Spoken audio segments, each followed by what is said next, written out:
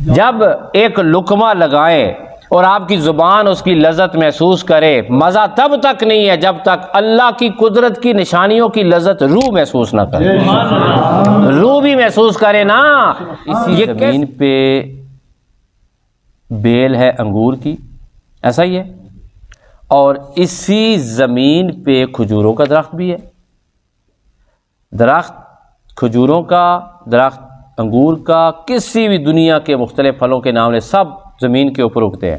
وہی سورج ہے، وہی پانی ہے، وہی ہوا ہے، وہی مٹی ہے۔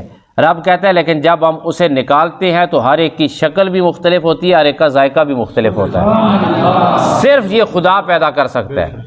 نحمدہ ونصلی ونسلم علی رسولہ الکریم، اما بعد فاعوذ باللہ من الشیطان الرجیم، بسم اللہ الرحمن الرحیم۔ اللہم صلی علی سیدنا و مولانا محمد وعلی آل سیدنا و مولانا محمد وبارک وسلم وصلی علیہ۔ حاضرین محترم، ناظرین اور سامعین، دورہ تفسیر القرآن پارہ نمبر 18 رکوع نمبر 1 سورہ المؤمنون، آیات 17، 18 اور 19۔ اللہ تعالیٰ کی پاک بارگاہ میں دل سے دعا ہے کہ وہ ہم سب کا درس اپنی بارگاہ میں قبول فرمائے، قرآن حکیم کا فہم اور اس پر عمل کی خدا تعالیٰ ہم سب کو توفیق عطا فرمائے۔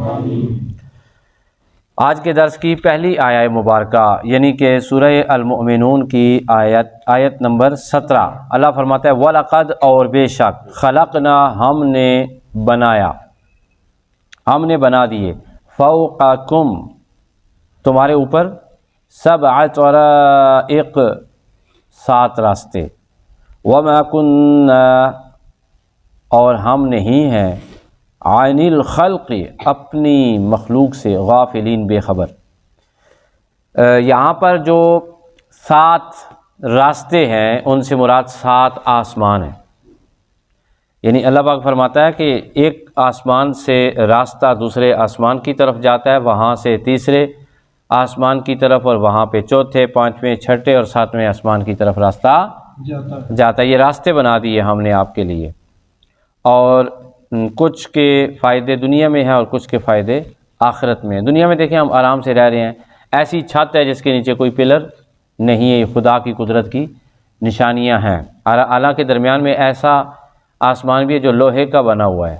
اتنا بڑا لوہے کا آسمان اور چھت بنانا کسی انسان کے بس کی بات نہیں، صرف میرے رب کے بس کی بات ہے۔ یہ رب کی قدرت کاملہ ہے اور کسی کی بات نہیں ہے۔ اچھا، وَمَا كُنَّا عَنِ الْخَلْقِ غَافِلِينَ، اور ہم اپنی مخلوق کی مصلحتوں سے بے خبر نہیں ہیں، یعنی کہ ہم نے اپنے مخلوق کے لیے یہ مصلحتیں رکھی ہیں، یہ نعمتیں رکھی ہیں۔ اب سوال یہ ہے کہ پچھلی آیات میں اللہ تعالیٰ نے انسان کے تخلیق کے، یعنی انسان جب پیدا ہوتا ہے ماں کے پیٹ میں مختلف مرحلوں سے گزر کر وہ دنیا میں آتا ہے، ان کا ذکر کیا، اور اس مضمون میں اللہ رب العزت نے آسمان کا ذکر چھیڑ دیا۔ پچھلی آیات اور ان آیات میں کیا رابطہ ہے، یا پچھلے مضمون میں اور اس مضمون میں رابط کیا ہے؟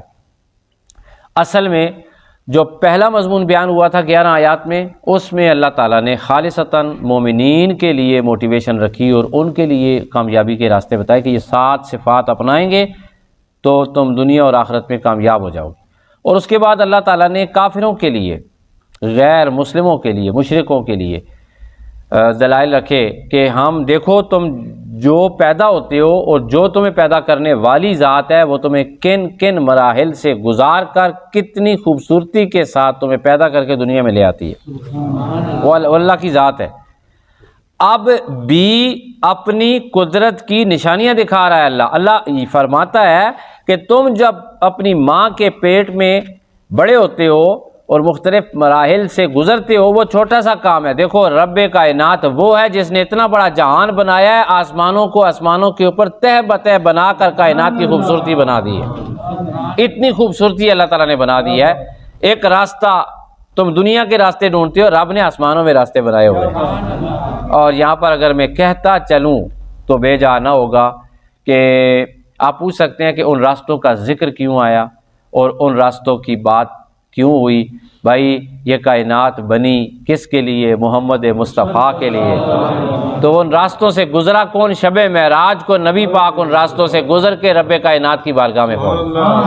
اللہ کے حسن کا بے حجاب حضور نے دیدار فرمایا۔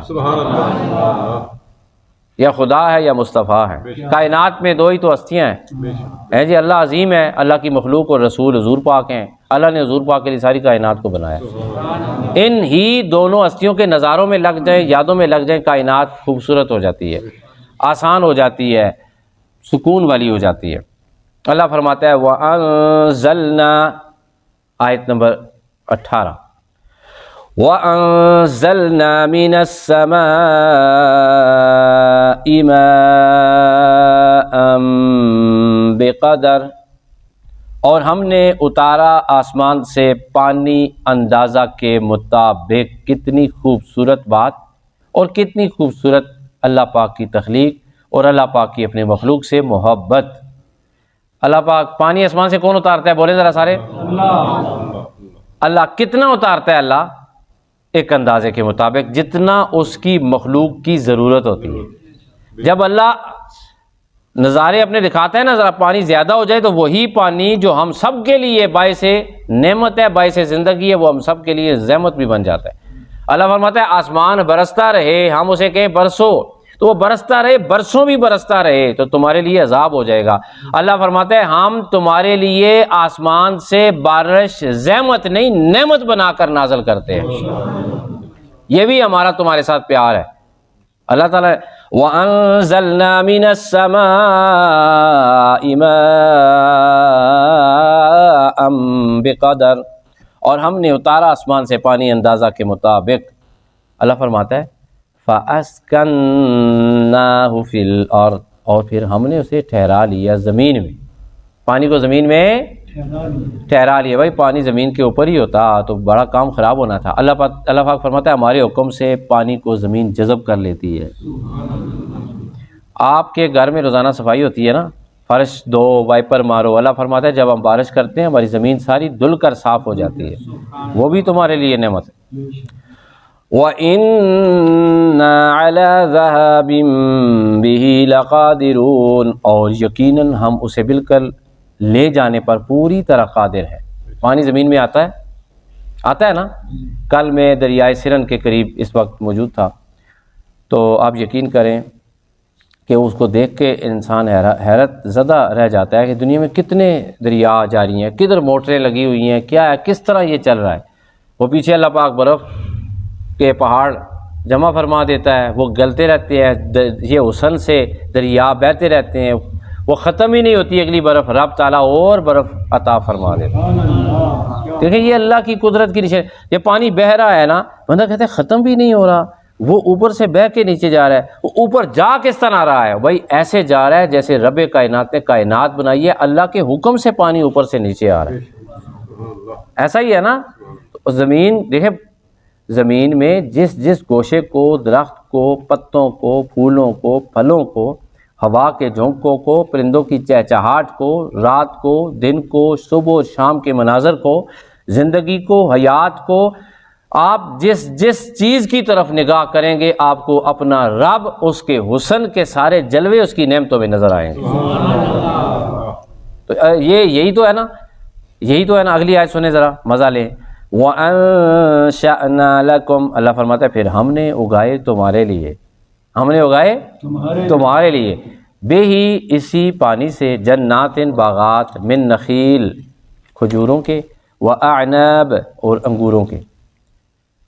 زمین ایک ہے نا، اسی زمین پہ بیل ہے انگور کی، ایسا ہی ہے، اور اسی زمین پہ کھجوروں کا درخت بھی ہے۔ درخت کھجوروں کا، درخت انگور کا، کسی بھی دنیا کے مختلف پھلوں کے نام لے، سب زمین کے اوپر اگتے ہیں۔ وہی سورج ہے، وہی پانی ہے، وہی ہوا ہے، وہی مٹی ہے۔ رب کہتا ہے لیکن جب ہم اسے نکالتے ہیں تو ہر ایک کی شکل بھی مختلف ہوتی ہے، ہر ایک کا ذائقہ بھی مختلف ہوتا ہے، صرف یہ خدا پیدا کر سکتا ہے۔ دیکھیں نا، ایک ہی جگہ دو درخت لگے ہوتے ہیں، ان کا ذائقہ الگ الگ، شیپ الگ، کیلے کی اپنی شیپ، سیب کی اپنی شیپ ہے، اور جناب ہر پھل کس کس کا نام لیں گے آپ؟ اچھا یہاں پر علامہ قرطبی رحمۃ اللہ تعالی علیہ لکھتے ہیں الجامع الاحکام القرآن میں کہ انگور کا نام کیوں لیا اللہ نے اور کھجور کا نام کیوں لیا؟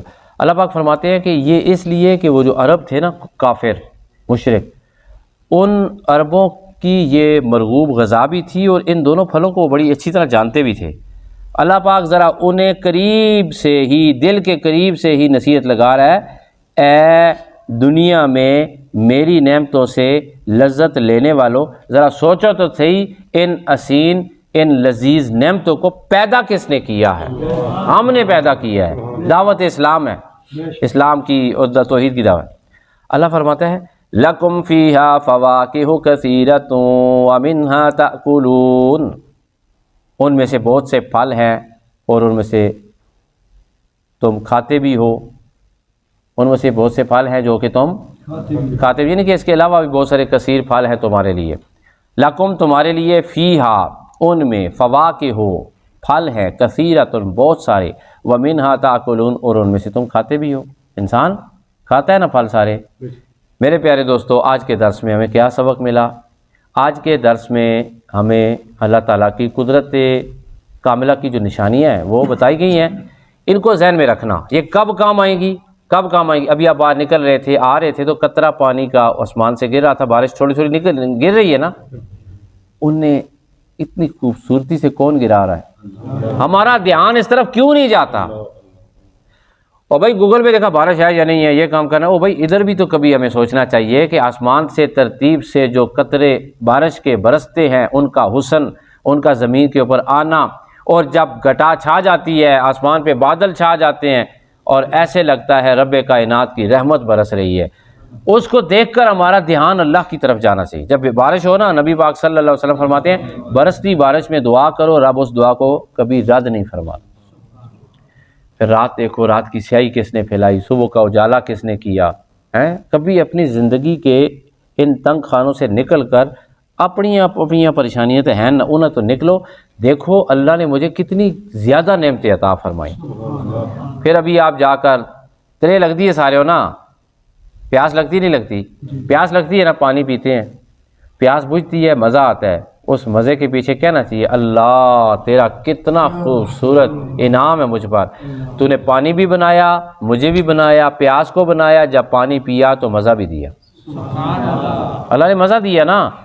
پھر آپ قیمہ کھاتے ہیں، آپ روسٹ کھاتے ہیں، آپ مچھلی کھاتے ہیں، آپ سیب کھاتے ہیں، ملک شیخ خوری کھاتے ہیں، ملک شیک کھاتے ہیں، پیتے ہیں، دودھ پیتے ہیں، شہد کا مزہ لیتے ہیں، ملائی، انڈے، گھیو، مکھن۔